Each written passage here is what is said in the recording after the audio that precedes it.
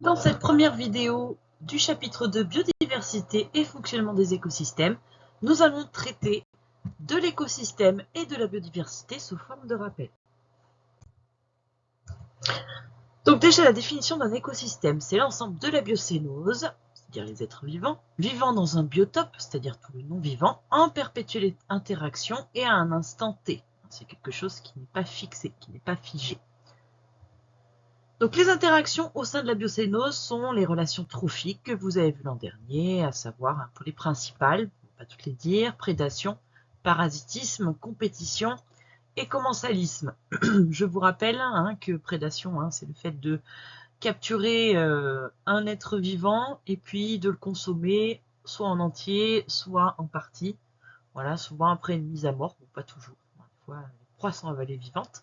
Le parasitisme, c'est quand vous avez un être vivant qui vit aux dépens d'un hôte, c'est-à-dire un autre être vivant, d'ailleurs celui-ci est souvent plus gros que le parasite.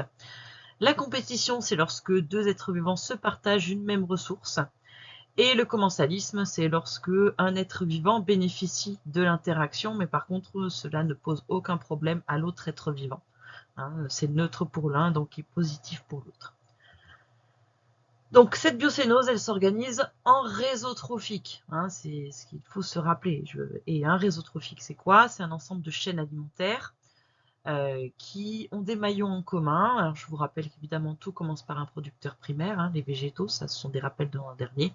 Puis vous avez des consommateurs primaires, secondaires, etc. Eh bien, dans le réseau trophique, vous avez voilà, plusieurs proies qui sont mangées par un même prédateur.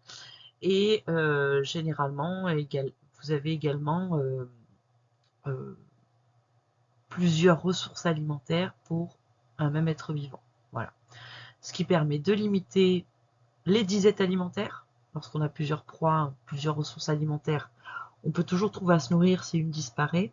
Et l'autre, c'est que lorsqu'on a plusieurs prédateurs, eh bien, ça évite la pullulation, c'est-à-dire le développement excessif d'une espèce au détriment des autres, lorsqu'il y a par exemple un seul prédateur et que celui-ci vient à disparaître. Alors, quelles sont les échelles de l'écosystème? Alors, on va déjà partir de très très grand. Donc, ici, c'est ce qu'on appelle la biosphère, c'est-à-dire l'ensemble de tous les êtres vivants, de toutes les espèces de la planète, à la fois végétales, animales, champignons, etc. Et donc, dans cette planète, on a des grands ensembles. Généralement, on repère ça à la végétation, mais c'est souvent lié au climat, ainsi qu'à la présence éventuellement de l'océan. Par exemple, ici, je vous ai mis celui de la forêt tempérée. Voilà. Donc, ça, c'est ce qu'on appelle un biome. Voilà.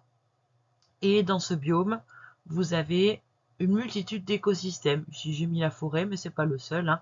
Vous pouvez avoir des prairies, vous pouvez avoir des rivières, vous pouvez avoir des mares, etc. Donc voilà, ça, ce sont tous les écosystèmes qui vont participer à un même biome.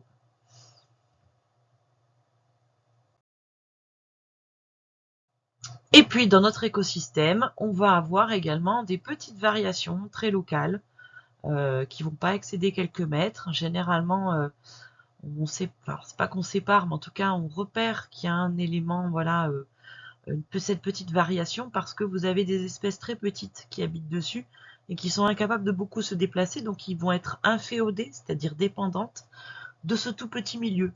Ça peut être par exemple une flaque d'eau, ou ça peut être par exemple une souche d'arbre. Voilà, vous allez avoir toute une microfaune qui va être dépendante de ces micro-écosystèmes, puisque c'est comme ça que ça s'appelle, micro-écosystèmes ou sinusies.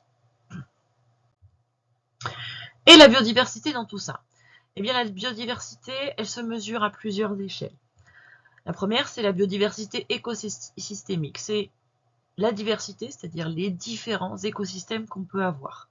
À savoir que une bonne biodiversité écosystémique, c'est de nombreux écosystèmes différents, avec souvent des micro-écosystèmes à l'intérieur.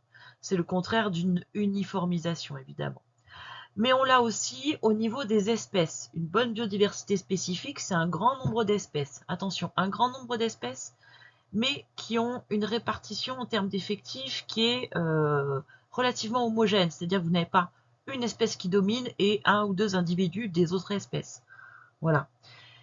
Et puis enfin, la biodiversité génétique, c'est-à-dire au sein d'une espèce, est-ce qu'on a une diversité génétique? Est-ce qu'il y a beaucoup d'allèles différents? Et ça, c'est important parce que ça va permettre, par exemple, de meilleures adaptations, ce qu'on verra à un chapitre suivant, au dernier chapitre d'écologie. Et donc, de ce fait, il faut que ces 3 niveaux de biodiversité soient maintenus. C'est normal. Si vous n'avez, par exemple, plus beaucoup de biodiversité génétique, il va être probable que l'espèce ne va pas se maintenir. Et du coup, vous allez porter atteinte à la biodiversité spécifique, moins d'espèces.